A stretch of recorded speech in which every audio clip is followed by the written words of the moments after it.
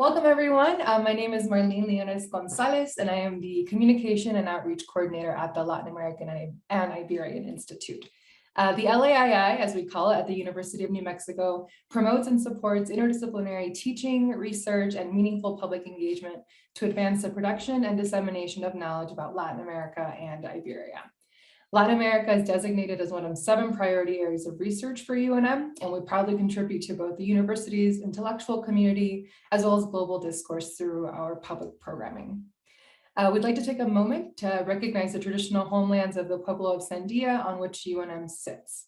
The original peoples of New Mexico, Pueblo, Navajo, and Apache, have deep connections to the land and have made significant contributions to the broader community statewide. We honor the land itself and those who remain stewards of this land throughout the generations, and also acknowledge our committed relationship to Indigenous peoples. I'm honored and excited today to introduce Alejandro Tomás Rodriguez. He's an Argentinian actor, theater director, singer, teacher, and songwriter. His field of expertise includes devised theater, community engagement, voice movement, diverse styles, and techniques within contemporary performance practice. He is a lead vocalist and songwriter of Engine, a Latin America cumbia rock band based in Paris. In the coming months, the band will release its 3rd explosive album, Fuego. Since fall 2020, he has been an assistant professor here at the Department of Theater and Dance at UNM. He was the artistic director of the theater ensemble Casa Talcahuana in Buenos Aires, where he also worked as an actor from 2015 to 2017.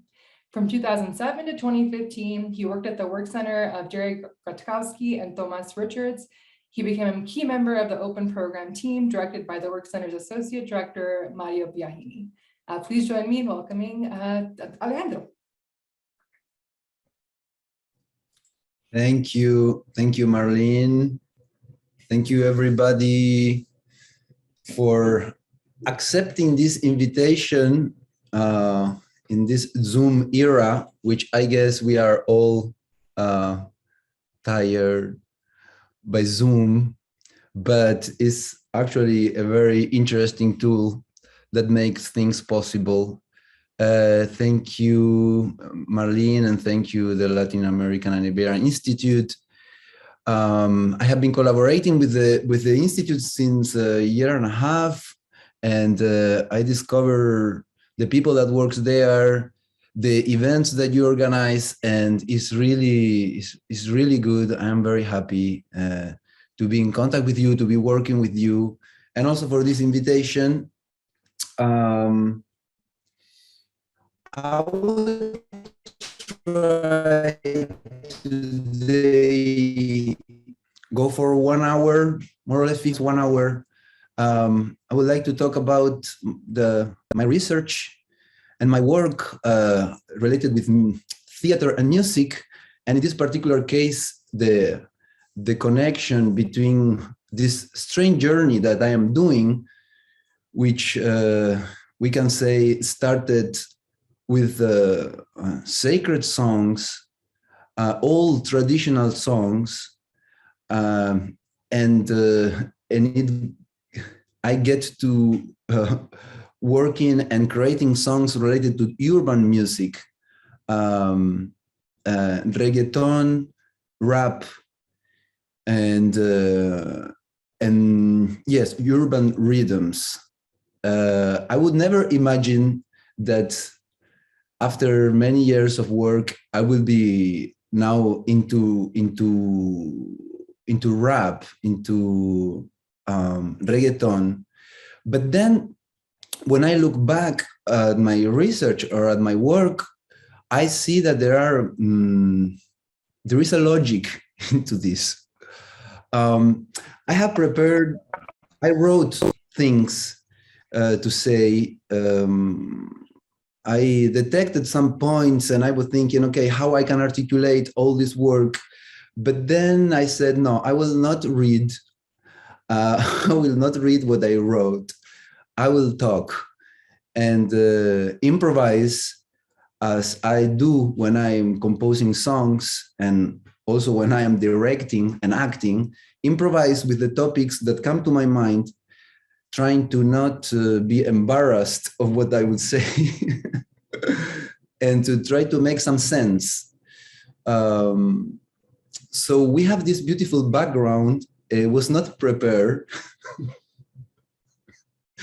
I'm supposed to be in another room, but the connection is very bad. So I am in the kitchen of my house, and tomorrow I am leaving this house.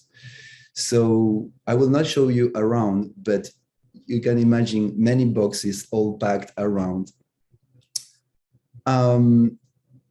Okay, so as I go with this improvisation, I would like to point. So I am an actor. I am a theater director. I am a teacher. I compose songs. I sing. I play guitar. And it looks like I get bored when I get into something and I discover something. Then I started to feel the need to move away from that. But I found again this strange logic. When I was a kid, I discovered that theater could be a very powerful tool for me to be fully alive. And if I should synthesize my research, it is basically this. I'm looking for tools in order to access moments where I can perceive life in its fullest, when I don't feel separated between my thinking or the work of the mind and my body and my feelings. And so I have found that this is something that have repeated, this unity in theater, performing as an actor, singing, working as a director. So this is my whole research, to live my life as at its fullest. So as you can imagine, it's a never-ending research. But I would like to tell you some anecdotes related to this event in my life that started to make sense and started to guide me into this artistic path that I'm following. When I was 10, I have a very strange dream. I'm not this kind of people that dreams a lot, or I don't remember the dreams. But what happened that day is that I was dreaming about something that I don't really remember. And I woke up and I sat in the bed and I started to speak in a sort of flow in a language that I didn't know and I don't know till now for around 2-3 minutes. So I woke up and from the dream, and this flow of speech happened.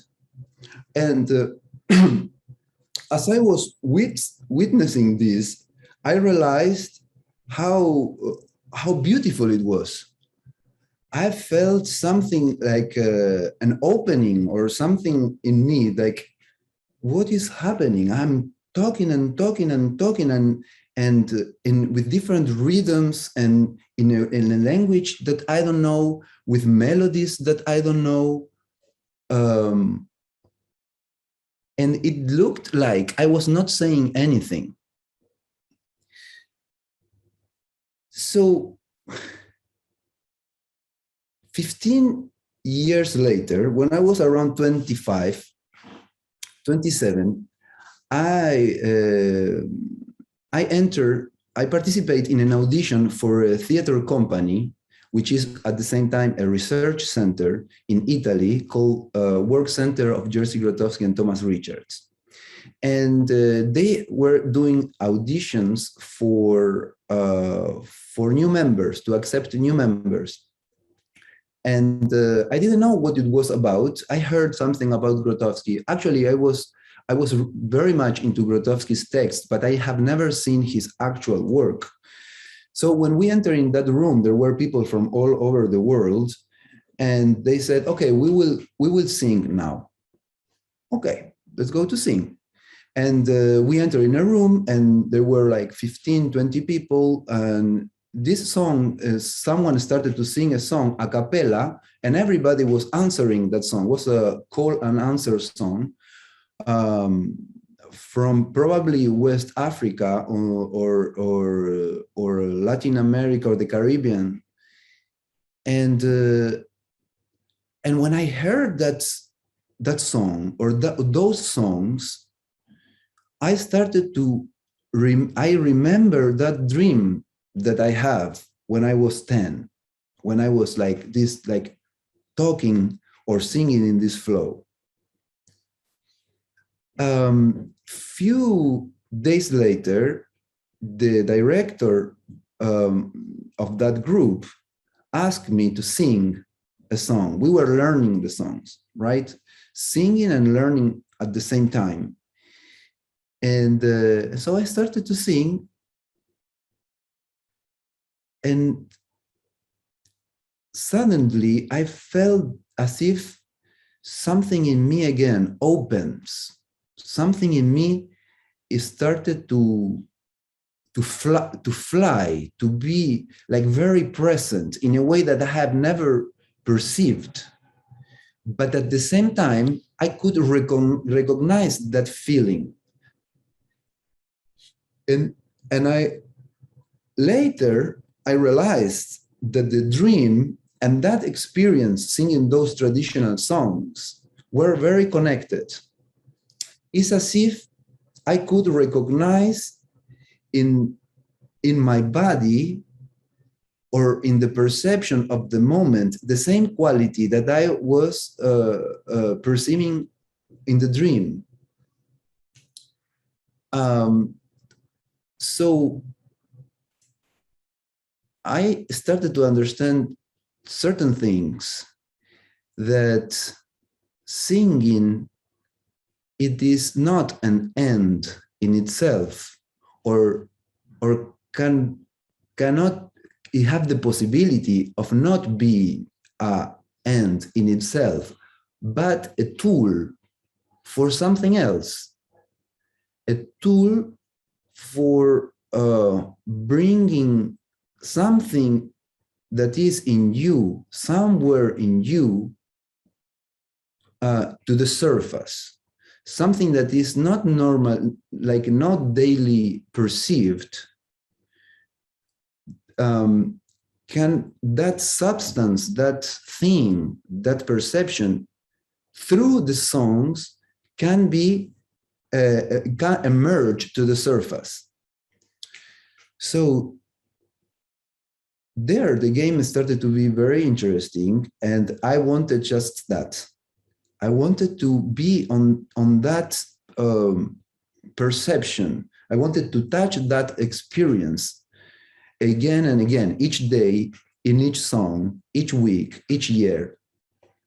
Of course, this work related to the traditional songs is very much connected to a way of working with the body.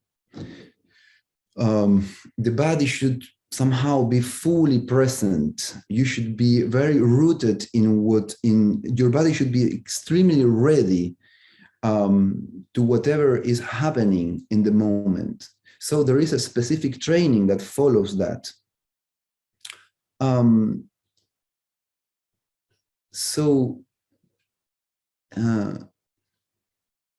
Later, I realized I'm going very fast because many years have passed, and I wanted to be like short. Later, I started to understand some sort of laws that operate in this work on traditional songs. Of course, these traditional songs have survived, have passed through generations. And sometimes we have the chance to into contact with them, to meet those songs and start to investigate how these structures operate.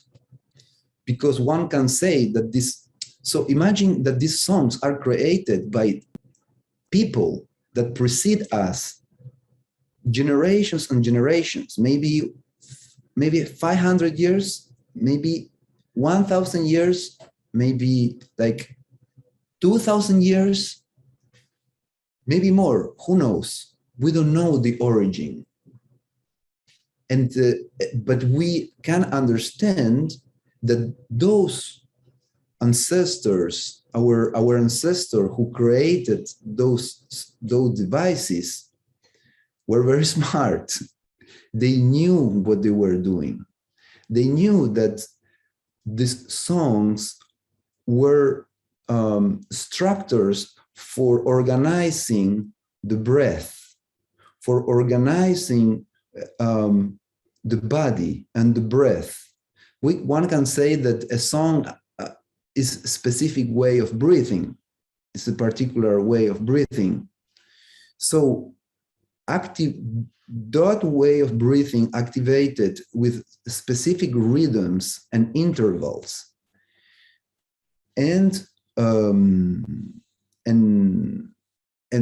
let's call it vibratory qualities of the voice can create in humans a very specific effect or experience. It is not random. It is almost like a science. It is kind of ancient technology to access to something that to communicate or to channel or to get into contact with something that is not so material, that we cannot really touch with our hands, we cannot see with our eyes. It's kind of subtle, but we can perceive with other part of our organism. So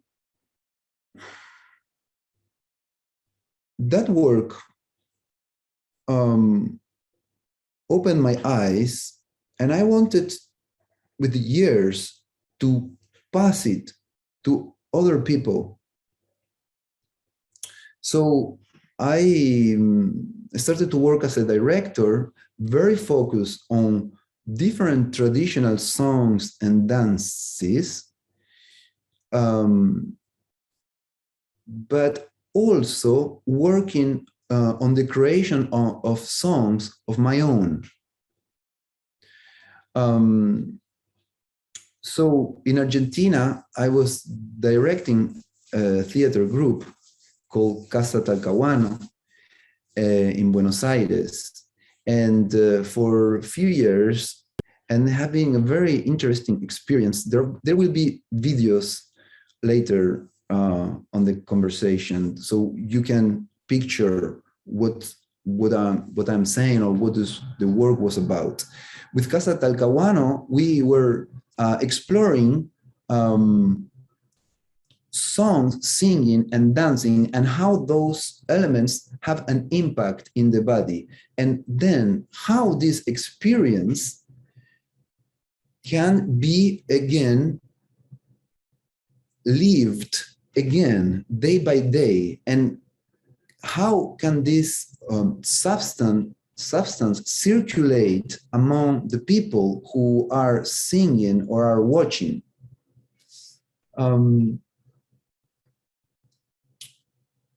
We have discovered very interesting things. We have created performances.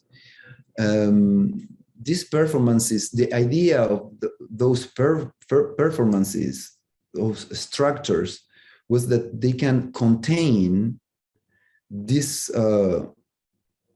this fluidity among the people who were performing, but also allowed spectators to to witness that, to see that, and maybe if that was possible, to be in contact with that was happening within us or among us.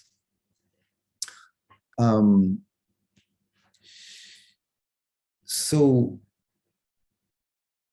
parallel to that work, I was creating songs. I was always working on songs, creating songs on my own, but I have never until that moment take it as a commitment or as something that I will do it like each day. I will write songs, I will explore melodies, I will explore what I have to say.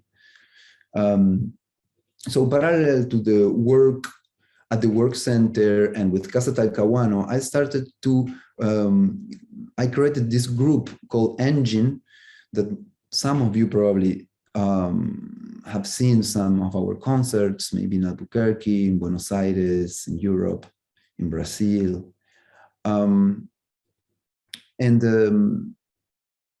So with I arrived to a moment that I said, okay, so I know what can happen with these traditional songs. What if, can I do something like this with the songs that I write? It's too pretentious. Maybe it is. Is it even possible? I don't know. I was very curious. But there was something else itching me, like bothering me after a while, that I started to feel the need of saying my words, of speaking my mind, as we said, but speaking my body, speaking my thoughts, my doubts, to put words on what how I see the world. And with these traditional songs, I couldn't really do that. It was not a need at that point, but after somehow something mature or something guide me to this other direction. And of course, you might be used to this sensation if you are writing or working as artists or as researchers, that when you start something new, you have just intuition. You don't know, or at least I don't know, I didn't know where I was going. I just knew that something was calling me, and the only way of discovering that was trying things, making mistakes, allowing myself to be judged, allowing myself to do mistakes, to challenge the idea of myself that I have, because we construct from time to time, I am this, I am that, and we create these personas. And then for some reason, I'm very sensitive to that. And when I feel that I get too much identify with a character that I do, I want to change it. And therefore I have many characters. I have the performer, the actor, now the person who is giving this talk, the teacher, the theater director.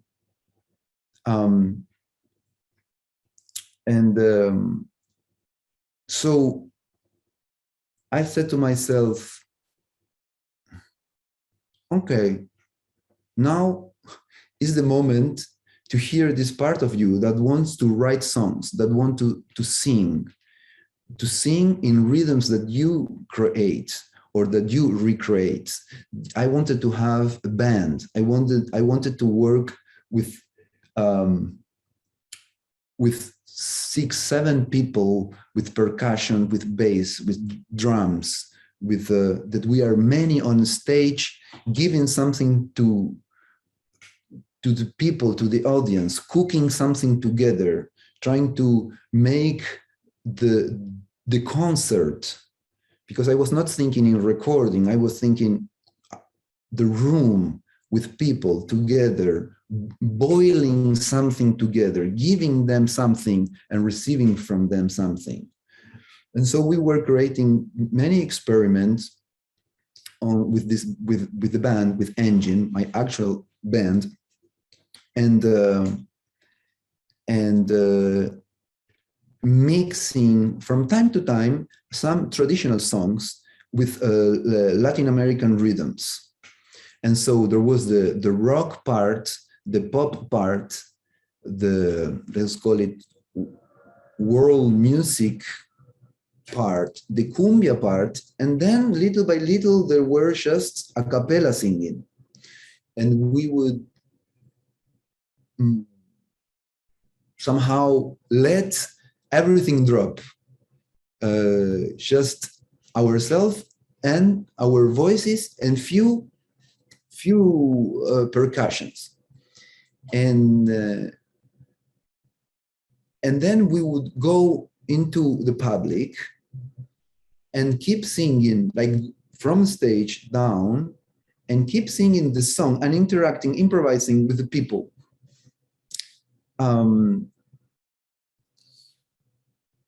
So,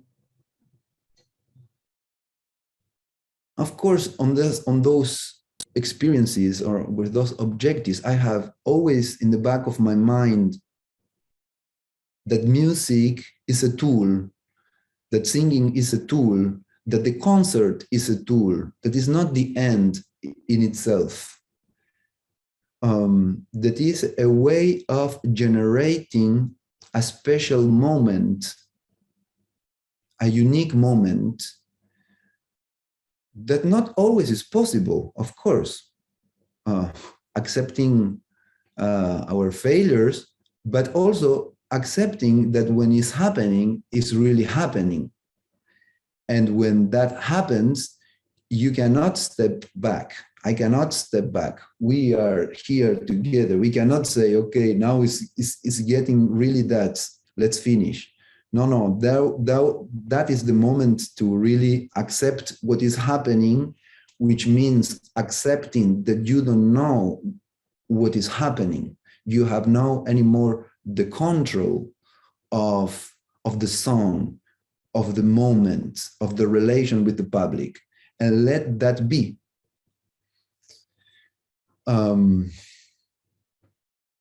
So that have been very, and it is a very living experience, a very interesting thing for me as a performer, as an artist.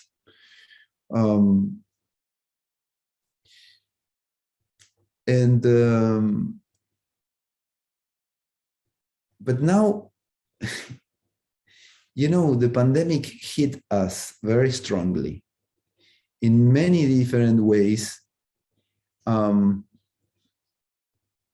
It had been terrible for some people. It's a tragedy for some people. But also it make us, or it make me stop and reflect and face a new moment of my life.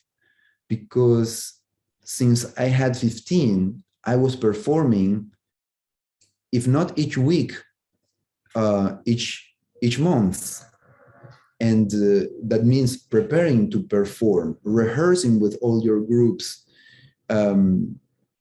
working in a room with people all together for that event. And now that was gone. And I don't have anymore that objective, that nourishment. And so I say, what do I need? What do I want? what can I do? What do I really want now if I cannot do that? So I realized that even if living a performance was not possible, I have a strong need of creating songs. Of course, now I'm focusing on the music and the singing and the song, but I have a whole life of teaching and working as a director. But just I'm trying to focus on that. I was like, okay, I will write songs. And I was isolated, as all of you, far from my family, far from my wife, alone in that room, and I started to write many songs. Many songs. I was lucky because I got a new computer that the University of New Mexico gave to me because it was the transition. I became tenure track assistant professor, and with that package, I have a computer where I can create a lot of music. So I was in this room making songs and song, and I realized that when I was letting myself speak, I realized that I was rapping. I never was into rap, but I understood that speaking in a certain rhythm, making my thoughts flow, it has an impact on me. And again, it was related with that dream that I have when I was 10. It was related to the work on the traditional songs. It was related with the people, with the work with my colleagues and in the theater group. It have a lot of, it's like a logic line that I was not expecting to follow. So here I am in my room, creating reggaeton and rap music and creating this flow of speech, long songs of maybe 10 minutes, 15 minutes, editing the music, getting into almost disco music or trap music. And the result of that process is a new album that we are soon released with the Engine, the band, and a solo album that I started to record a few weeks ago, related with urban music, rap, trap, and cumbia, electronic cumbia. If I see myself today, if I will have the chance to see myself today talking about that, when 10 years ago, I would be totally against myself. Because when you choose a music style, it's not only the music style, it's the story of this music style. Is in the story of this music style is related with politics. It is related with social issues. So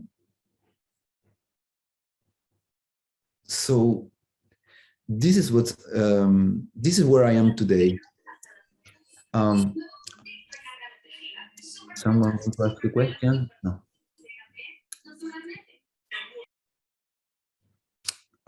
No, I thought that someone wanted to ask a question. So, okay, in order to illustrate a bit this trajectory, I would like to see now some videos and then have some moments to talk. I would like to hear your observations, your questions. Um, um, and I chose this title, like from sacred songs to reggaeton, because I found it a bit provocative. Because if we put this, we put these two things together at the first look, they don't fit in the picture. They are in opposite sides. But when I see it from this my point of view, I see a lot of logic into that. So, okay, maybe we can start to see some of the videos, Marlene. I wanted to show you some of the new songs that I'm doing, but I have a problem that first, they are not released and I cannot show them. I cannot make you listen to them. And second, the sound, it would be very, very bad if I make you listen from the computer. So if you are interested in the actual music that I am doing, let's be in contact, and soon we will release it and I can share the information with you. Now, the first video that we will see are two fragments of a work that we were doing back in 2010, 2011, between, let's say, 2008 and 2013 somehow. But this footage is from 2011 and is with the Open Program group of the Work Center of Jerzy Grotowski and Thomas Richards. It's a video, it's a kind of trailer of the work that we were doing at that time. One is called I Am America, and okay, and the other is Not History's Bones, that is a concert. But what we will see is just some fragments of the rehearsals of I Am America, and particularly a few songs and actions that I was leading, and also the rehearsals, and then back into the presentation with the public.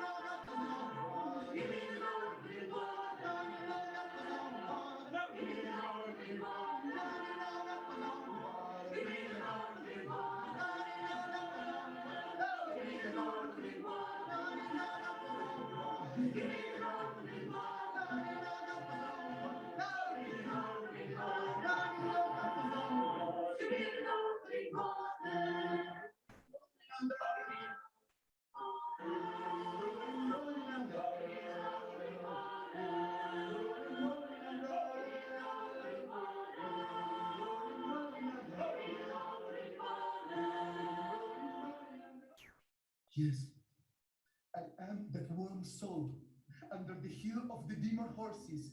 I am that man trembling to die in vomit and trance, in bamboo eternities, belly ripped by red hands of gorgeous Chinaman kids. Come sweetly now, back to myself as I was. I am that I am. I am the man and the Adam of hair in my loins. This is my spirit and physical shape. I inhabit this universe. Oh, weeping against what is my own nature for now.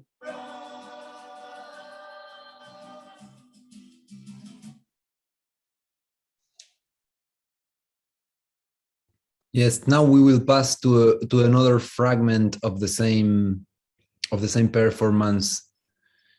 So what you heard, that song is an old song from some communities from the south of United States, and the song name title is give me some water, give me the gourd for drink water. Then I'm broken to my soul. Oh Lord, have mercy. I don't pray, don't pray. Oh Lord, have mercy. I don't pray till I die. What if I sink and never rise? I don't pray, don't pray. What if I sink and never rise? I don't pray till I die. Oh Lord, have mercy. I don't pray, don't pray. Oh Lord, have mercy. Understand that this is a dream, real as a dream. What should I do with this great opportunity to fly? What is the interpretation of this planet, this moon? If I can dream that I dream and dream anything dreamable, can I dream I am awake? And why do that? When I am in awakeness, what do I desire?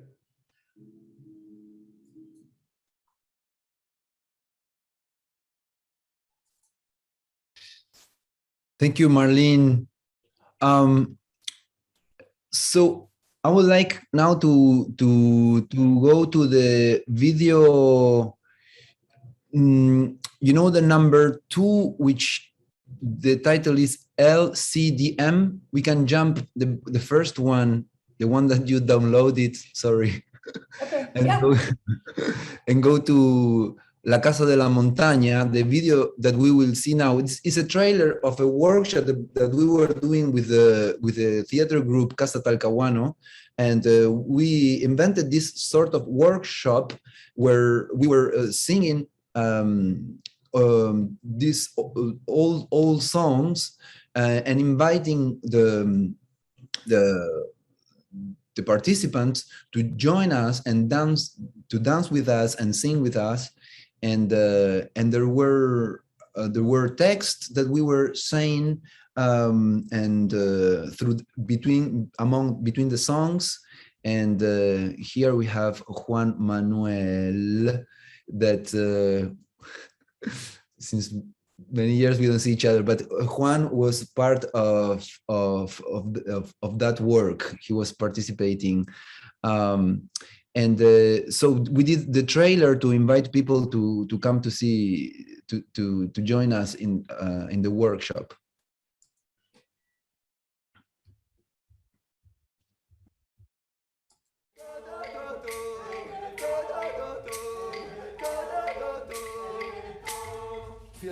This is another one, but it's okay. Enfrente de mí, las ramas tenían voces que no llegaban hasta mí. La corriente decía cosas que no entendía. Me angustiaba casi. Quería comprenderlo. Sentir que decía el cielo vago y pálido en él, con sus primeras sílabas alargadas, pero no podía. Regresaba. Era yo el que regresaba. En la angustia vaga de sentirme solo entre las cosas últimas y secretas, de pronto sentí el río en mí. Corría en mí con sus ramajes. Era yo un río en el anochecer. Y el sendero y las hierbas se apagaban en mí. Me atravesaba un río. Me atravesaba un río.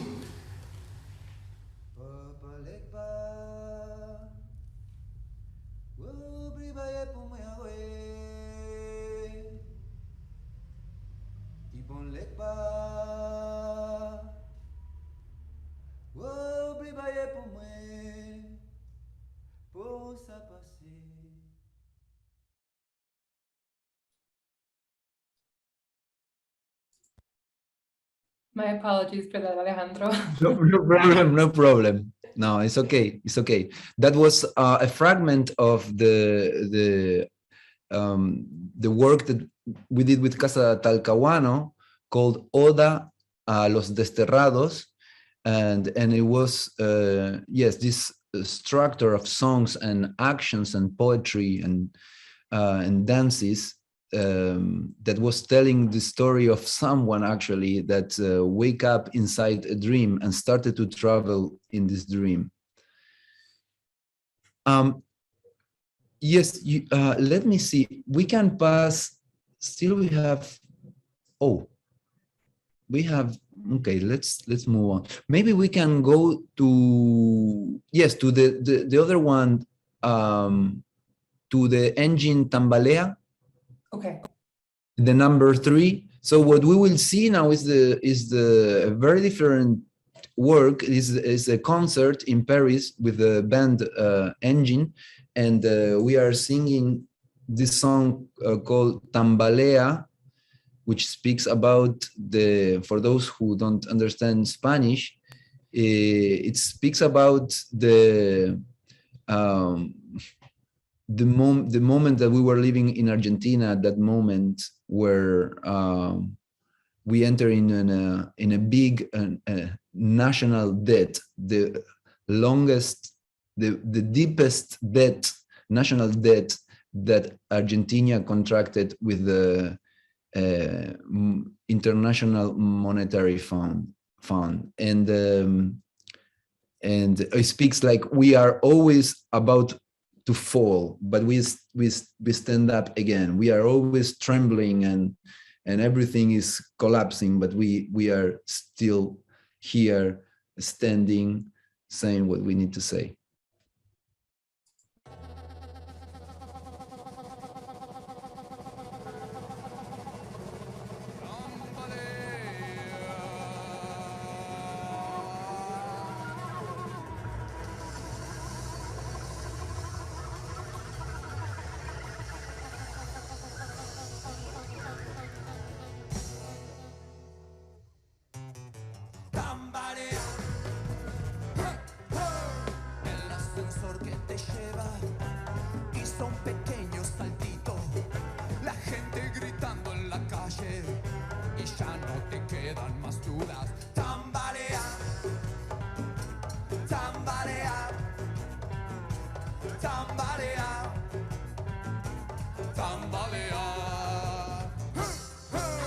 Los animales se fueron, los que sabían también. Sacaron el oro del banco, otra vez te toca perder. Como suspiro en el viento, como la sombra del mar.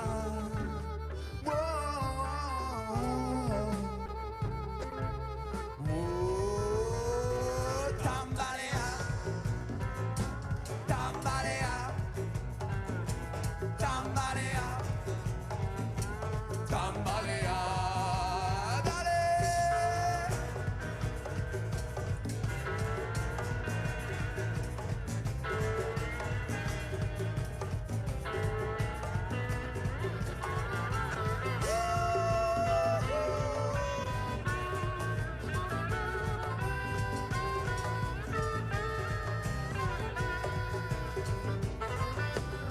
Todos los planes armados, la casa querida, el trabajo, la luz que se enciende se paga.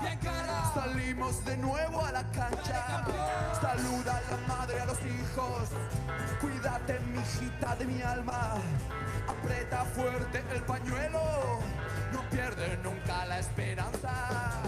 Como suspiro en el viento, como la sombra del mar. Wow.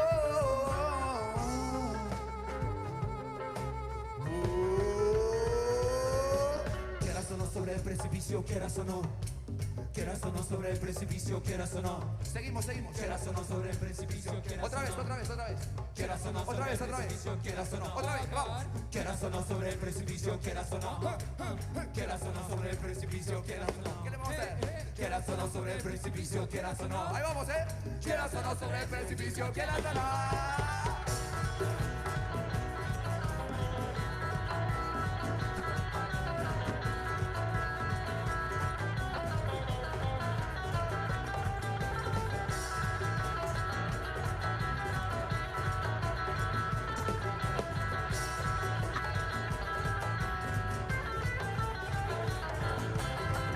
Sobre el precipicio, quieras o no. Quieras o no sobre el precipicio, quieras o no. Quieras o no sobre el precipicio, quieras o no. Seguimos un poquito más. Quieras o no sobre el precipicio, quieras o no. Otra vez. Quieras o no sobre el precipicio, quieras o no. Quieras o no sobre el precipicio, quieras o no.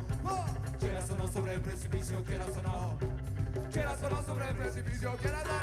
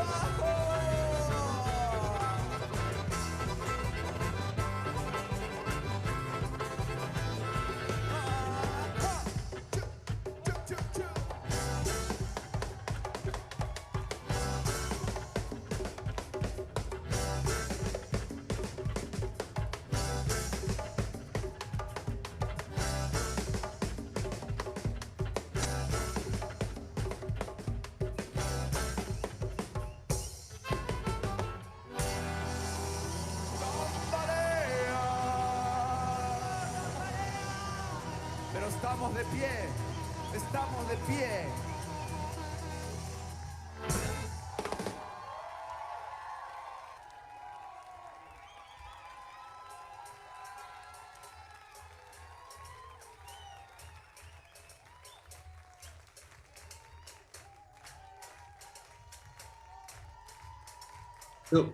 So the band started as a duo with the guitarist Robin Jancien from Paris that we met at the work center, and then we continue our own adventure. And then the harmonica player Pierre Lot Carson joined us, and then from this trio started to grow. That was 2019, January 2019, probably, in Paris. So I would like to show you two more things. One is a chapter of a video blog that Trevor Mayer, a documentarist that became a friend of us and collaborator, have created, traveling with us in one of those summers before the pandemic. I don't remember which year. And we were performing, doing concerts, but also teaching, doing workshops related to, yes, to this traditional singing and acting. And so in the introduction of this chapter that we will see, he explains very interestingly how he sees engine, what engine is, which is this hybrid between theater and music and theater. So we can see that is the number 4. We were in a beautiful island in Italy called Ischia. If you ever have the chance to go there, it's like really a paradise.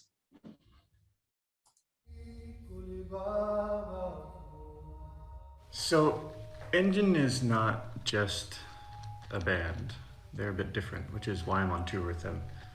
They have something special. The music that they play, it's kind of like Latin rock with a mix of some a cappella sections and a bunch of kind of world music influences.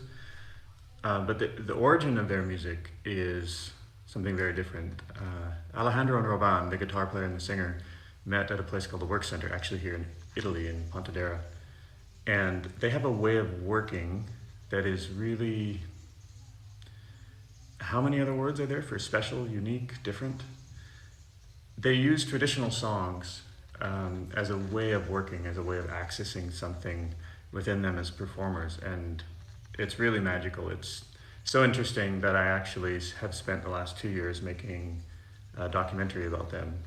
Not the band so much as more the theatrical work that's related to this. So I've really found it fascinating to work with, and over time I've become friends with the guys, and we've sort of fallen in creatively with each other. And so here I am in Italy doing experimental films with them and vlogs and things like this. The guys teach this way of working with songs to other people. So alongside the tour, they're doing performances, and then occasionally they're also doing workshops. The workshops have been taking place over the last couple of days, and I decided not to film them because I've spent 2 years making a film about the workshops. Instead, I'll just give you a little taste of what it sounds like, which I hope gives you a little bit of an experience of what it's like to be in a workshop with these guys.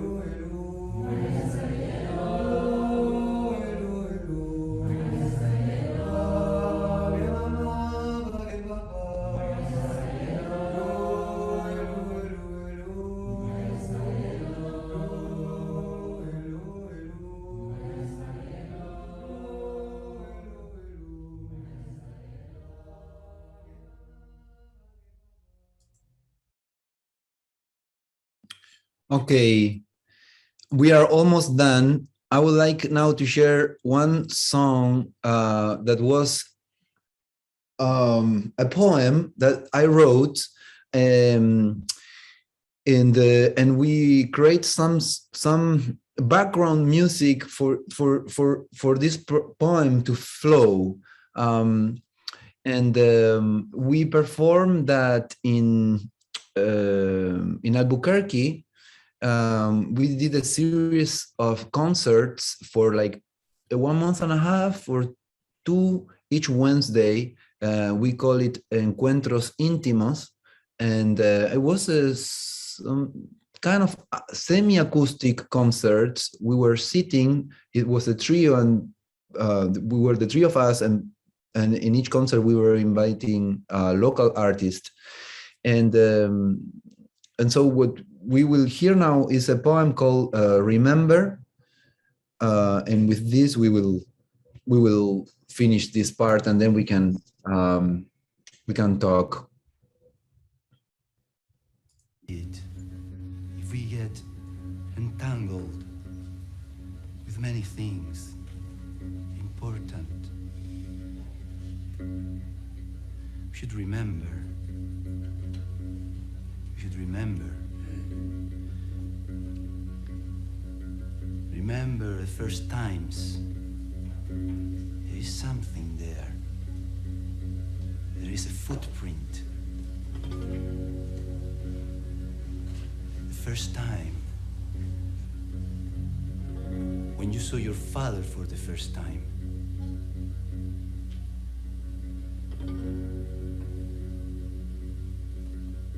When you saw your sister for the first time.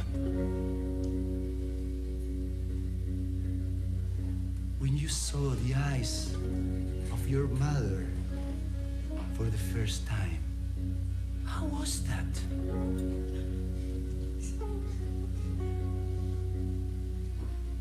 How was that? Remember, you saw stars for the first time.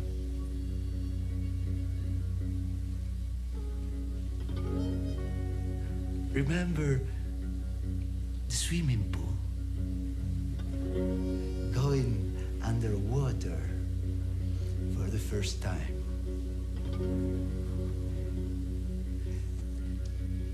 Like, and you open the eyes underwater for the first time. What such a strange sound. Remember the wind, the freshness of the air, the warmth of your grandmother's chest. How was that? Remember love.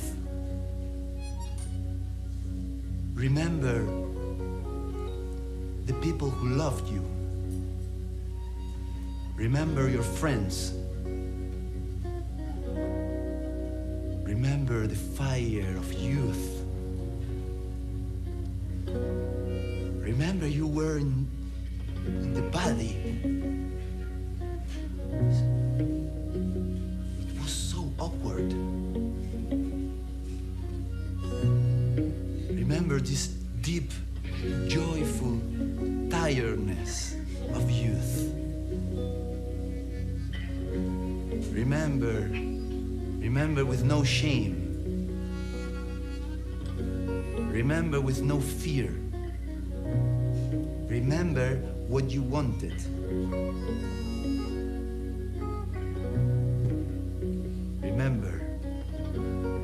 Remember the light. The light passing through the trees, penetrating into your house for the first time. How was that? How was that? Remember with no shame. Remember with no fear. Remember what you wanted. You were looking for something.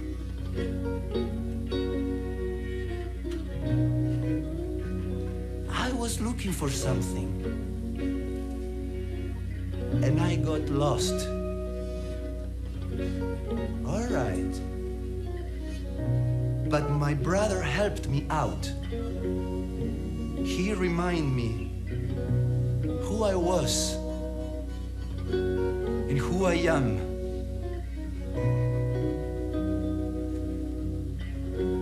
I remember this, my brother, forever.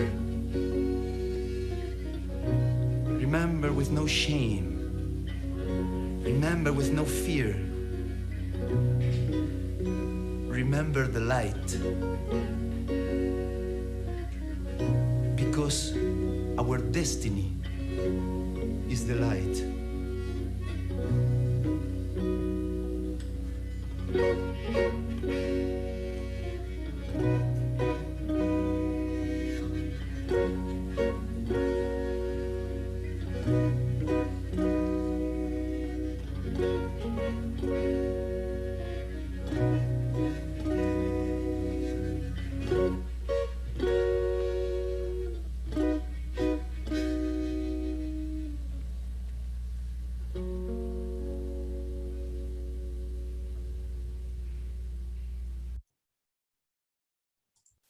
All right. Okay. So it went a bit longer than what I thought. If you have still patience and we you would like to have a conversation, some questions, please feel free to break the ice.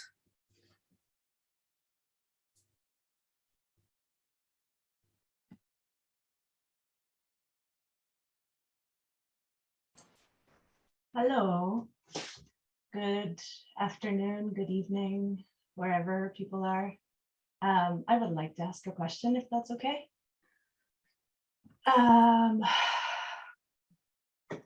I'm really moved from that last song. I think from that poem, I think I've heard earlier versions of it or different versions of it. And I'm not sure if it was the whole poem. It feels like there are parts at the end that I hadn't heard before. But it was really strong. So first I have to say thank you for that. And then to try and remember the question I had, which is this subtle substance that you're talking about, that is possible in the traditional songs, in the work with the traditional songs, both among the performers and among the spectators. I have had the opportunity to participate in these traditional songs, and also to witness some of the early moments of Engine. And it's my humble or not so humble experience that this appearance of this substance was very much possible as a spectator in the performances of Engine, even in the early moments of it.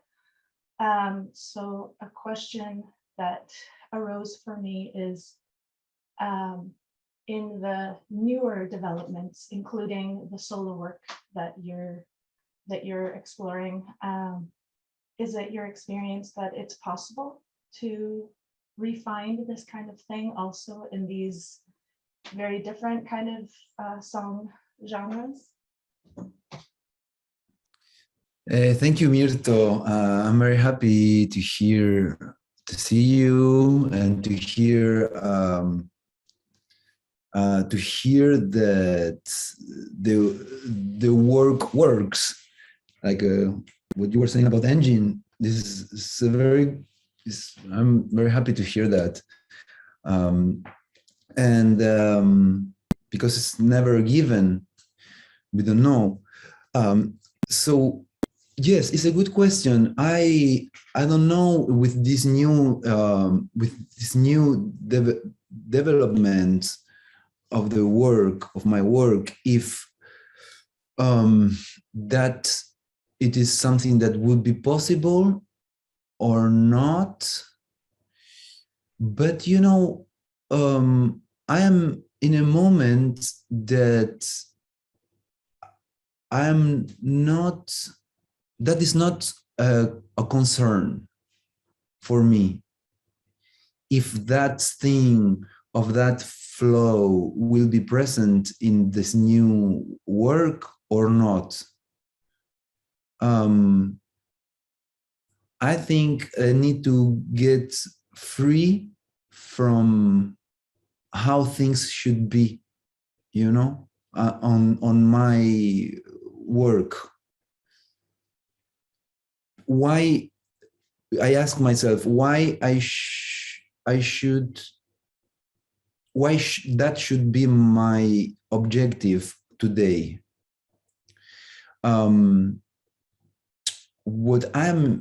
So if that should happen, it will happen. I will not look for this to be there.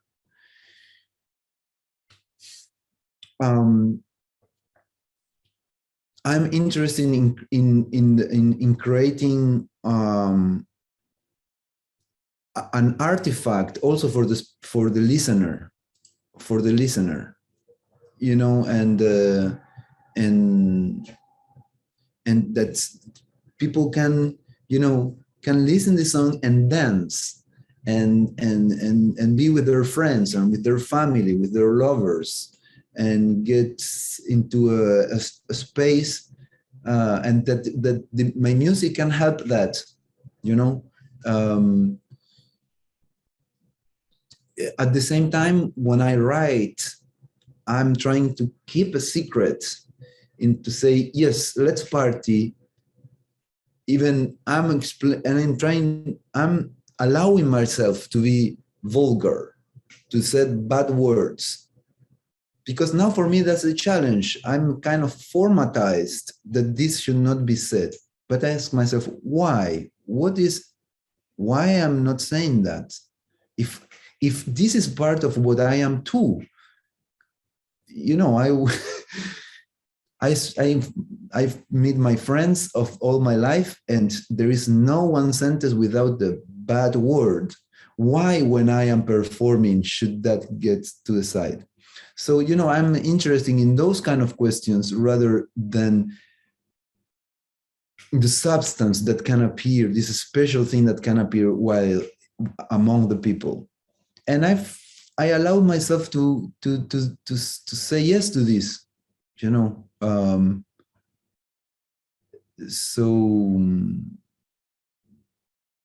So yes, and yeah, this is my short answer to your question.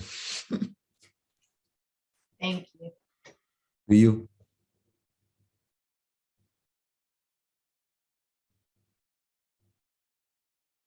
Someone else?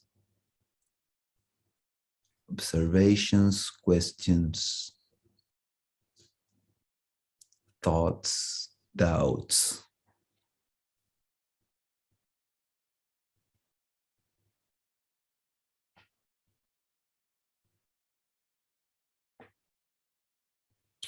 I got familiar with the awkward Zoom silence.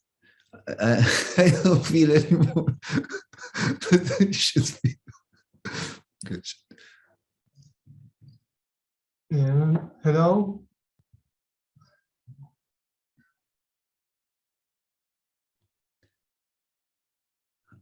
Hi Juan, y si te parece en español más fácil en castellano, tirarla en castellano y yo le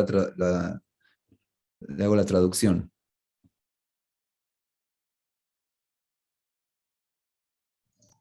¿Se escucha? Ah, ok, pensé que no se escuchaba. Tengo una observación con respecto al lugar, ¿no? donde se manifiestan los distintos espectáculos o intervenciones. En el workshop y en Casa Talcahuano no usaban equipos de sonido, amplificaciones, y pensaba también en los cuerpos, los que reciben ese sonido, ese mensaje, que de alguna manera es más directo como la vibración, ¿no? Es como, por así decirlo, tiene cierta pureza que ayuda a escuchar con más nitidez lo que sucede, y comparándolo con los shows de una banda, donde tiene que tocar en lugares más grandes y por ende para más gente, y el volumen necesita ser amplificado, también cómo eso se proyecta y es recibido y es codificado por el oyente, ¿no? Son dos cosas distintas. No, para mí no hay una que valga más que la otra. Es solo una observación que me resulta interesante.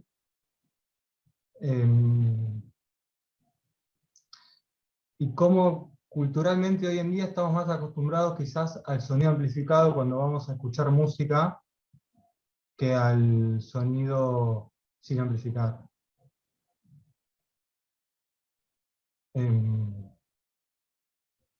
Eso. Y bueno, gracias por el espacio y por compartir todo esto.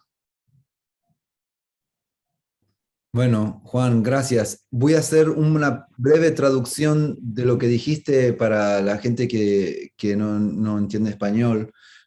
Juan was saying an observation related to the differences that he sees on working a cappella on a smaller spaces, small spaces, and um, and the other way of working, which is in concert halls with the music that is amplified with the voice that are amplified, and that he also was saying, we are almost not anymore used to hear music without amplification. Yeah, this, yes. Yes, Juan, if I say it in English, it's okay? Yeah, that's another thing that Juan was saying is that he is not like there is not a value or a judgment on these two ways. It's just an observation, and I think yes, it's very true, and yes, it's as if there are different kind of foods. You know, if you know, all of them are nourishment, but they taste very different. And some food are for some things and some foods for other things, you know, but that at the end of the day, all of them are food.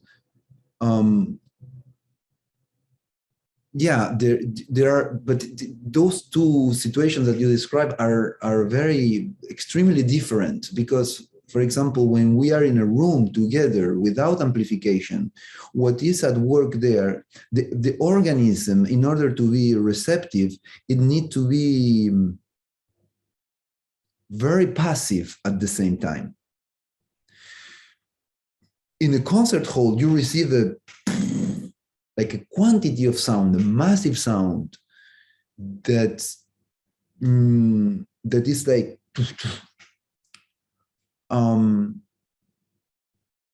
you don't need to have in a concert hall, you don't need to be too soft. You know, when you receive that quantity of sound, because you cannot bear it anymore. And actually, that reminds me that when I was starting to do the big concerts, it was strange for me. Like I was not used to. It was even very difficult to sing because you receive your voice from the speakers. It's like it's a different universe. Yeah.